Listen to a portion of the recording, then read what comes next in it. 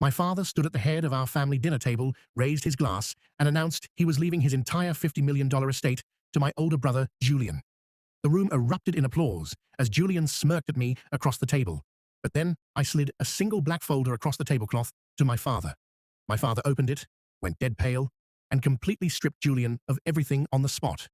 I was always the invisible son, the quiet one who stayed behind to manage our father's failing original business, while Julian played the high-flying executive in Miami. My father, Richard, treated Julian like a saint and treated me like unpaid labor. Last night was Richard's 71st birthday dinner at an elite steakhouse. The entire extended family was there. Just as dessert was served, Richard tapped his glass with a spoon. "I have an announcement," Richard said, his voice booming over the restaurant chatter. "After decades of building this empire, I've decided to hand over 100% of my assets, properties, and accounts to Julian effective midnight tonight. He has proven he has the vision to lead this family." Julian stood up, fixing his cufflinks with a victory smile. He didn't even look at me. "Thanks, Dad. I won't let you down," he said, taking a sip of scotch. My mother wiped a tear, clapping loudly. My relatives looked at me with pity, waiting for me to break, to scream, or to storm out. I didn't flinch. I just reached into my jacket pocket, pulled out a black leather folder, and tossed it right next to my father's plate. "Before you sign those final transfer documents at midnight, Dad," I said, my voice ice-cold and calm, "you might want to read page 3. Julian scoffed. "Don't be bitter, Mark. You were never built to run an empire." I ignored him and kept my eyes on my father.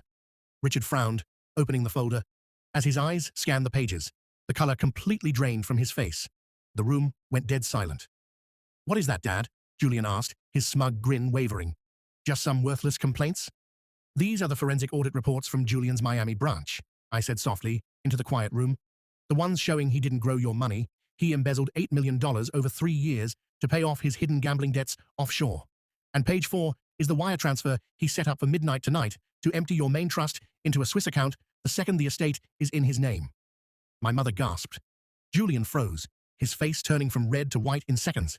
"Dad, he's lying. It's a fake," Julian yelled, stepping forward. My father slowly closed the folder. He looked up at Julian, not with anger, but with pure, soul-crushing disgust. "The bank manager's signature is at the bottom, Julian," my father whispered, his voice shaking with fury. "You didn't just steal from me. You were planning to bankrupt me tonight." My father grabbed his pen, turned to his lawyer sitting beside him, and spoke loud enough for the entire room to hear. "Cross Julian out of the trust entirely. Everything, the house, the stocks, the business, goes to Mark. Julian gets nothing, not a single cent." Julian's knees gave out. He slid back into his chair, staring at the table in complete, paralyzed shock. I stood up, adjusted